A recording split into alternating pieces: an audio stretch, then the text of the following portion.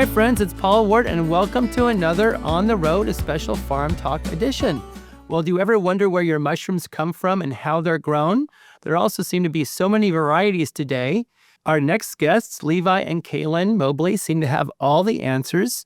You guys are with Deep Creek Mushroom in Apple Valley, California. Welcome to On the Road.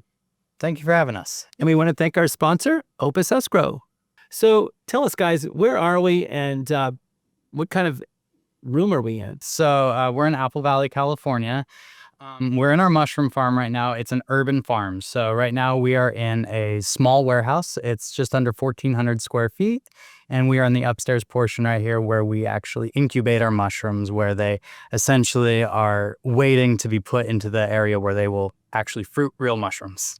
And you guys are doing pretty much everything and anything you can with mushrooms. You're growing for food, for farmers markets, but you're also creating supplements. Yep, absolutely. So we first got into it just by growing the mushrooms themselves. As I started to look more and more into these and begin to understand them, I found that there's so many medicinal properties, and we started experimenting them with ourselves. And, we have some family members that have some autoimmune disorders, things like that. And then we found that the mushrooms actually made a profound difference. And so from that, and then actually with their growing popularity, enough customers were asking us to begin to have some supplements and things that they could take. Because, in today's day and age, people rather take their carrots in a capsule than eat the carrot. And so it's kind of that kind of a thing. Interesting.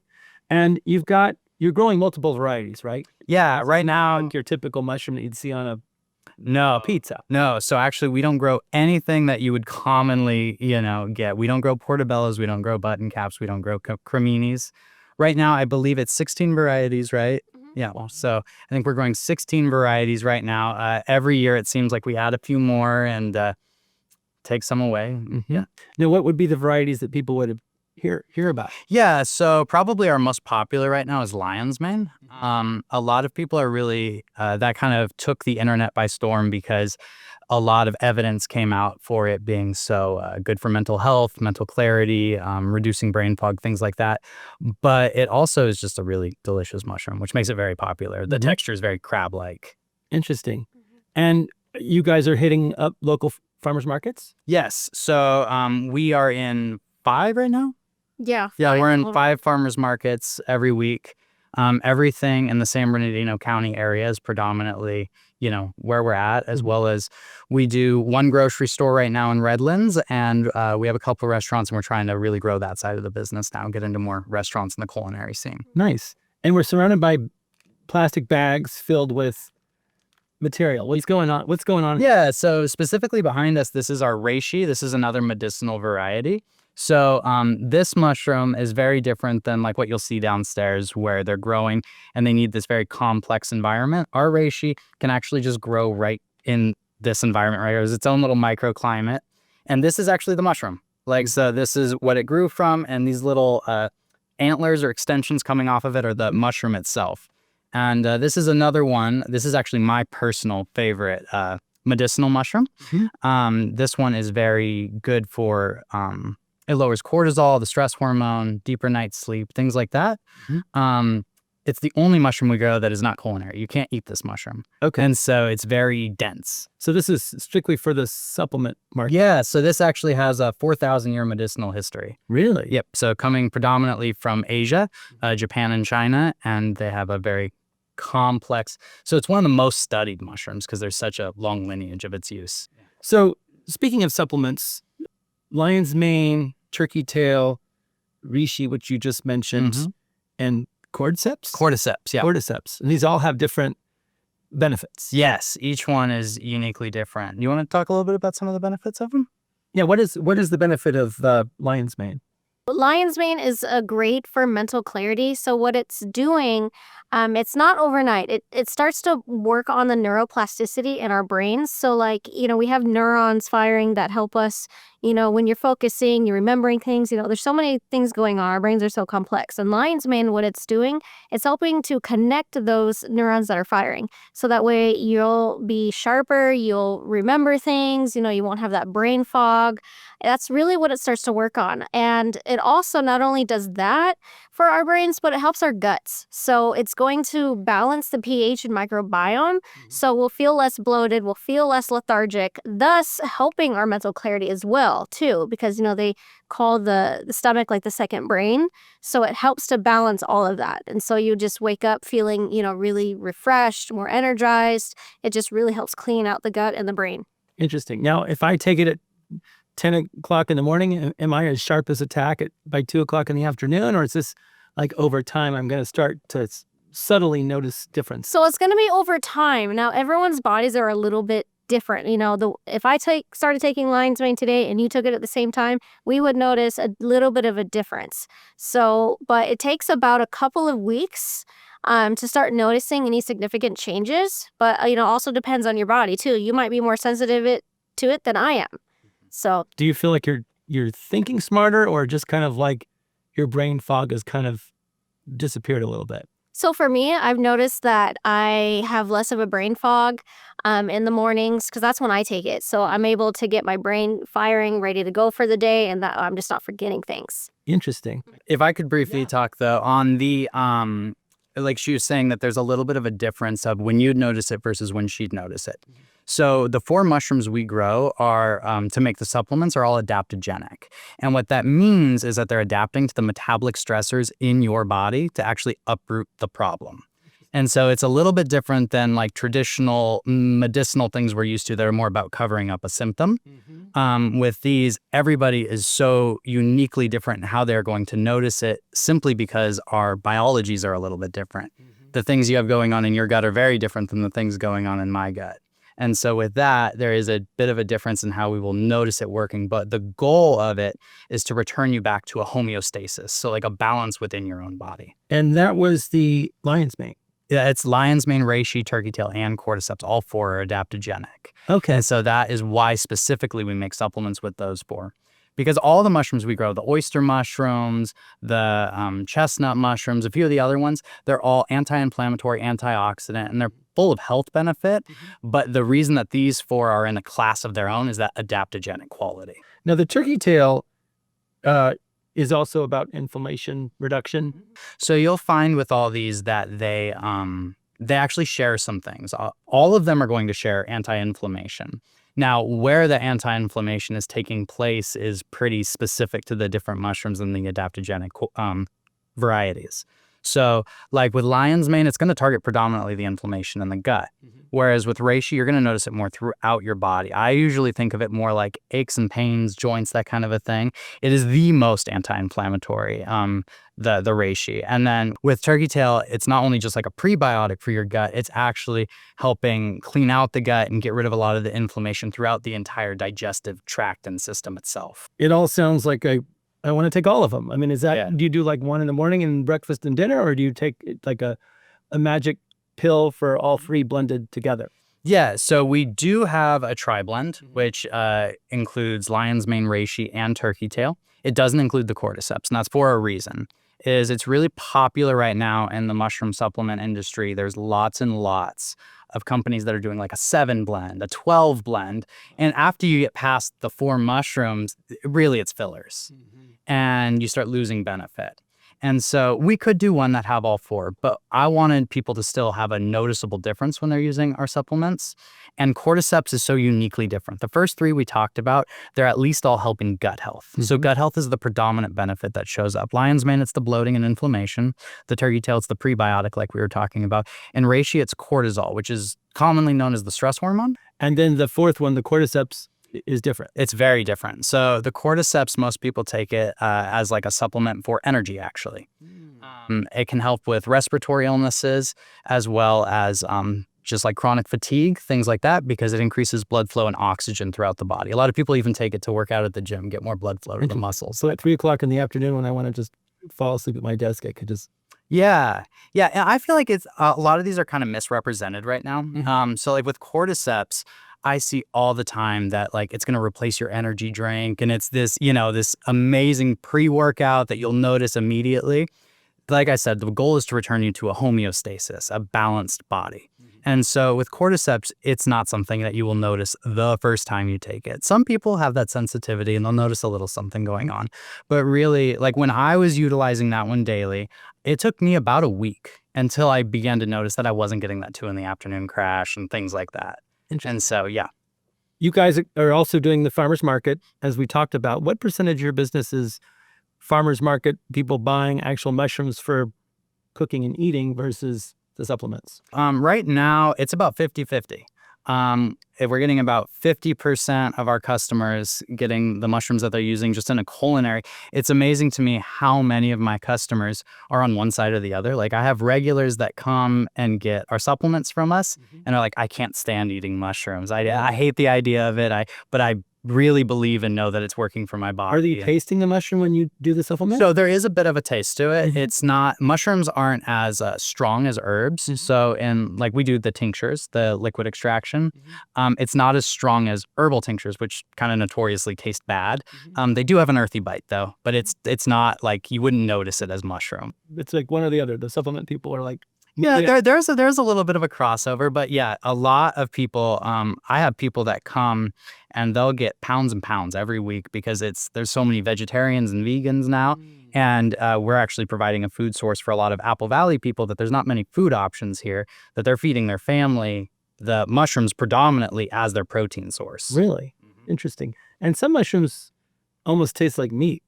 So yes, mushrooms do have a very meatiness, the texture to them when they're cooked. They have to be cooked though. If you can eat them raw, but however, you're not gonna get a lot of that flavor coming out of them. You really want to saute them, grill them, some form, with some butter or oil. But the one that tastes the most meaty is going to be between lion's mane and king trumpet. They have a denseness to them and almost like a snap to them when they're cooked. And they're super versatile that when you cook it like meat, and it tastes like meat, there's really no way to tell them really apart personally. I normally can't tell like a king trumpet apart from, a piece of chicken personally to me. So it's very similar.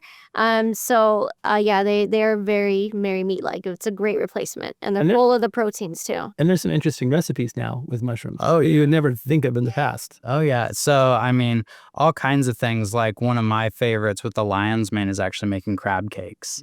And so, it pulls apart and shreds so well. And then you can just give it a little saute and then just use it like you would crab. Does it taste like crab? It's very crab-like. And so this is the funny thing, is a lot of people are surprised that I started a mushroom farm. I hated mushrooms my whole life. I actually don't like portobello's, button caps, those kinds of mushrooms still. It's so funny with these mushrooms. They have such a different kind of flavor profile and texture to them that I've really learned to love them. So I was even hesitant. It was more about the fascination of growing it than it was for me to have food for me to eat. And as I started experimenting with them and cooking them, I've grown to love them. I'm personally not a vegetarian, but I found myself like slowly, like I make a curry. I make this curry like every week. And over time, there's been less and less meat into it. And now it's just a mushroom curry. Like I prefer it over that, which is so funny because, I am not vegetarian, but the mushrooms are such an obvious transition there. And I've really learned to I love them. Now, are you pressing the mushrooms into little cubes, or are you cutting them as a curry, as a piece of chicken, like a open for chicken? Yeah. So with that, I mean, honestly, it's very similar to how you would cook any store-bought mushroom. You just dice it up and then saute. It's the same saute even. It's just a different flavor, different texture. Now, how'd you guys get started? I can imagine you were like experimenting in your potting shed or in your bathtub, how did you get started in this? It started about 3 years ago now. And it was just an idea. So like we were doing a lot of our home gardening and stuff, and we were getting into some like more holistic herbal medicine and things like that.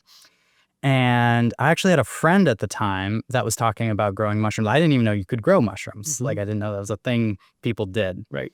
And so he was talking a lot about that, and I found it fascinating enough that I, went down a whole online rabbit hole about that. And it just, something kind of took my fascination there. And I was telling her that I wanted to start growing some for us to experiment and try with. And I got a couple of textbooks online and just took them everywhere for the first couple months before growing a mushroom. And so I was just getting as much information as I could because there's a lot more 3 years later now online. There was some stuff. It's not like I invented the wheel, you know, but there was much, much less then.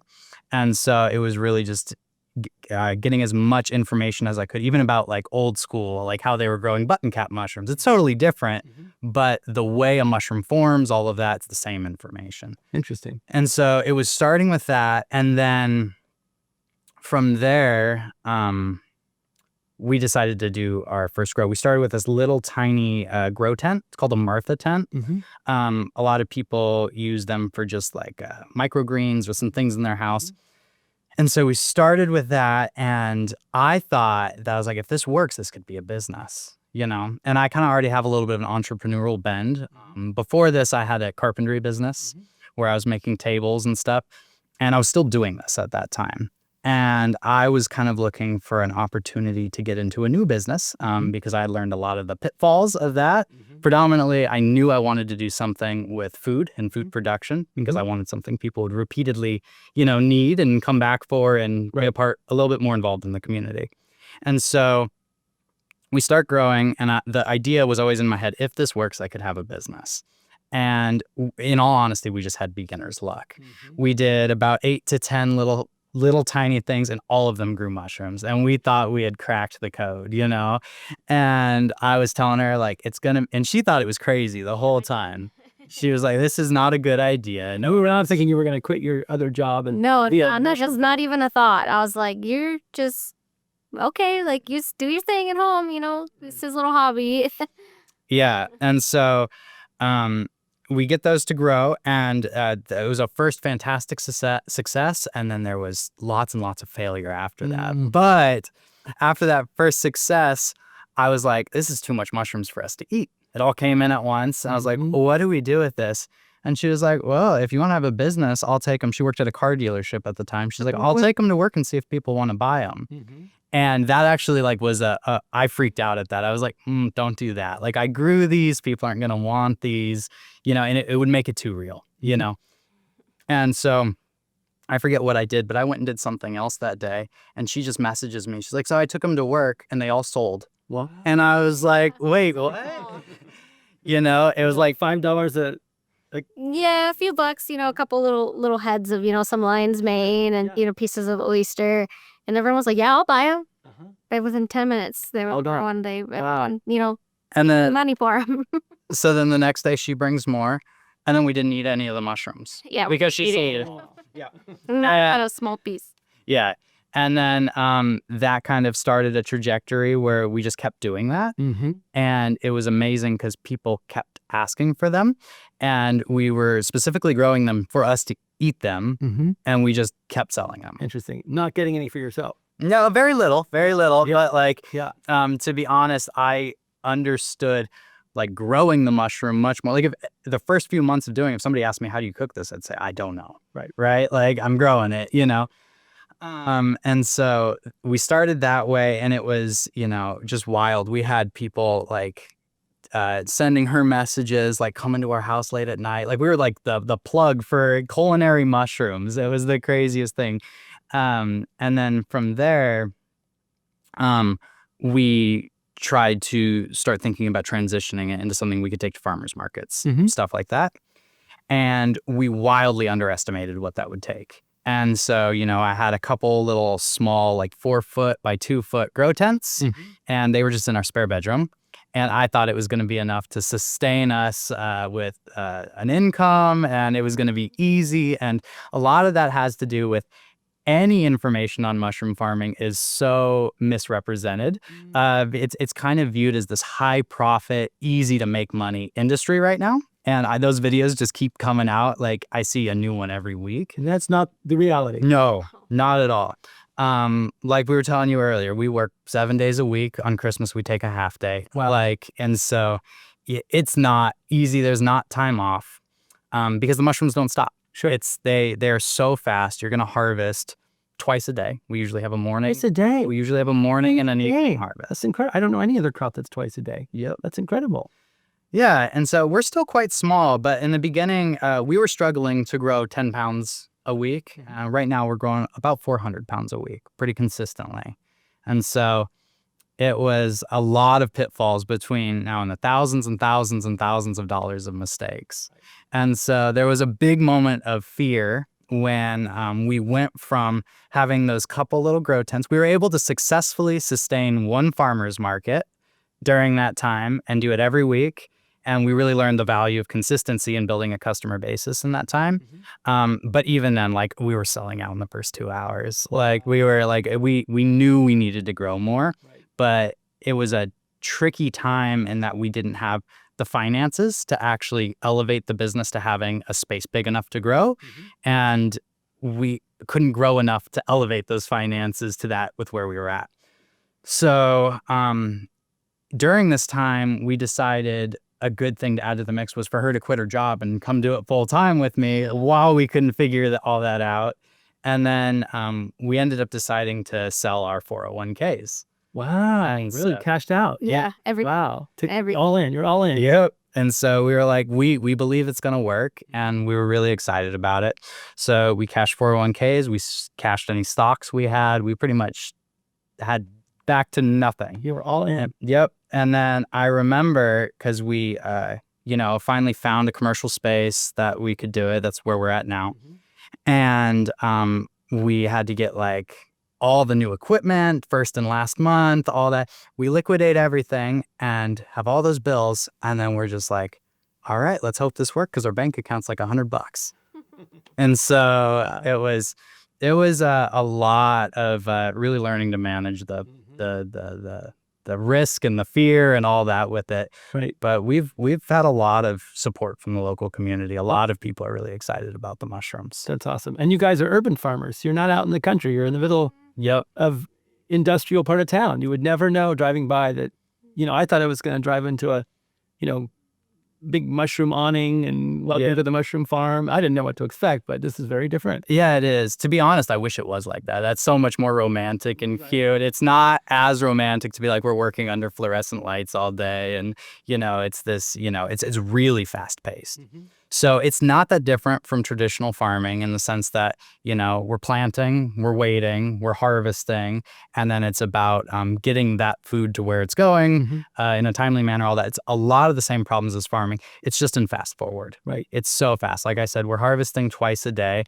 The average mushroom shelf life is less than 2 weeks. So it needs to be in final destination within 48 hours of us harvesting because we like our customers to have at least a week with them, time to use them.